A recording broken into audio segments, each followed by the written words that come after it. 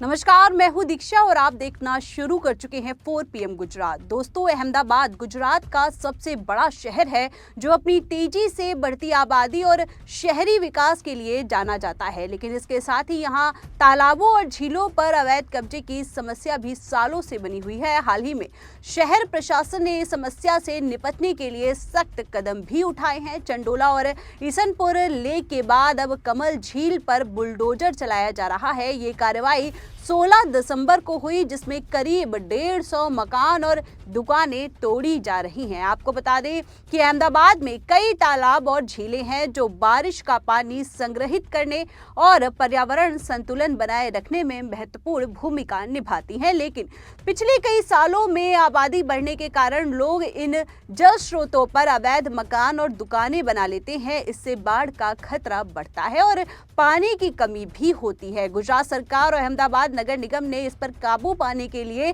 कई अभियान भी चलाए हैं। मई 2025 की बात कर लेते हैं।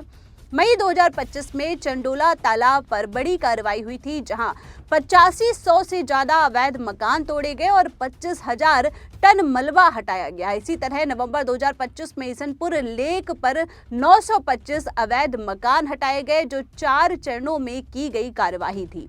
ये कार्रवाइयां पुलिस की मदद से की गई हैं ताकि कोई विरोध ना हो। वहीं अब कमल झील की बारी आई है, जो शहर के कुबेर नगर ITI रोड पर स्थित है। ये क्षेत्र बालदेव नगर में है, जहां सालों से अवैध झोपड़ियां और मकान बने हुए थे। आपको बता दें कि कमल झील का क्षेत्रफल पहले बड़ा था, लेकिन अतिक्रमण से ये सिकुड़ चुका है। प्रशासन का कहना है कि ये कार्रवाइयां शहर को स्वच्छ और सुरक्षित बनाने के लिए खासा जरूरी है। गुजरात में 2025 में ऐसी डिमोलिशन ड्राइव चलाई गई, जैसे कि मालिक सबन लेक पर 450 मकान तोड़े गए और कांडला पोर्ट के पास 100 एकड़ जमीन साफ की गई। ये सभी अभियान अवैध कब्जे हटाने और सार्वजनिक संपत्ति बचाने के उद्देश्य से हैं। आपको बता दें कि 16 दिसंबर 2025 को सुबह 7 बजे से AMC ने कमल झील के आसपास डेमोलिशन शुरू किया। यहां करीब 150 छोटे बड़े मकान और दुकानें थी जो तालाब की जमीन पर बनी हुई थी। बुलडोजर और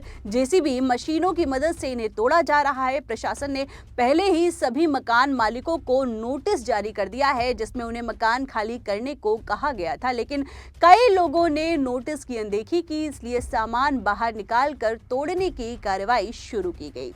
वहीं आपको बता दें कि एस्टेट अधिकारी विक्रम कटारिया ने बताया कि कमल तलवाड़ी क्षेत्र में ये सभी निर्माण अवैध थे और उन्होंने कहा कि इन क्षेत्रों में रहने वाले लोगों को वैकल्पिक व्यवस्थाओं के बारे में सूचित किया गया है और उन्हें अपने दस्तावेज जमा करने को कहा गया है। कार्रवाई सरदार नगर इलाके में हो रही है, जहां पुलिस की भारी तैनाती है ताकि कोई बवाल ना हो सके। वहीं आपको बता दें कि वीडियो फुटेज से पता चलता है कि बुलडोजर मकानों को गिरा रहा है और मलबा साफ किया जा रहा है। आपको बता दें कि अभियान शहर के अन्य तालाबों की तरह ही है, जहां पहले चरण में नोटिस और फिर डेमोलिशन की कार्रवाई की जा रही है। वहीं कुछ रिपोर्ट्स में कहा गया है कि 100 से ज्यादा मकान तोड़े गए हैं और ये कार्रवाई सार्वजनिक जमीन को वापस लेने के लिए है। प्रशासन का दावा है कि इससे झील की क्षमता बढ़ेगी और बाढ़ से बचाव भी होगा। वही ये कार्रवाई सबसे ज्यादा प्रभावित कर रही है उन गरीब परिवारों को जो सालों से यहाँ रह रहे थे। अपना घर टूटते देख कई लोग रो पड़े हैं।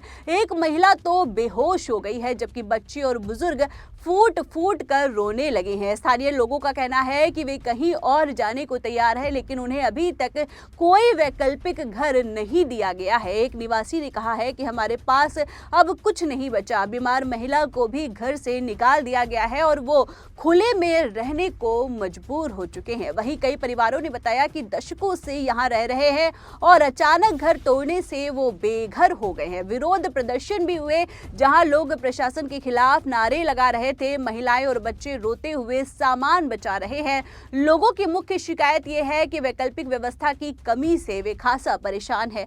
कुछ ने कहा है कि नोटिस मिला था, लेकिन समय कम था। आपको बता दें कि ये स्थिति मानवीय संकट पैदा कर रही है। कई परिवार अब सड़क पर हैं और सर्दी के मौसम में उनकी मुश्किलें बढ़ चुकी हैं। सामाजिक कार्यकर्ताओं का कहना है कि ऐसे अभियानों में प्रभावितों की मदद करना जरूरी है।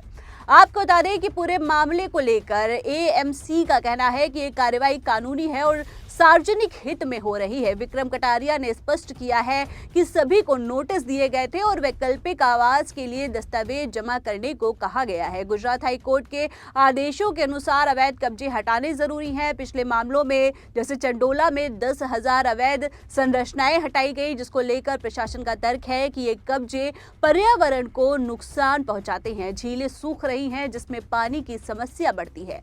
वे कहते हैं कि प्रभावितों को पुनर्वास दिया जाएगा, लेकिन दस्तावेजों की जांच के बाद ही मिलेगा। हालांकि स्थानीय लोगों का आरोप है कि व्यवस्था नहीं की गई है।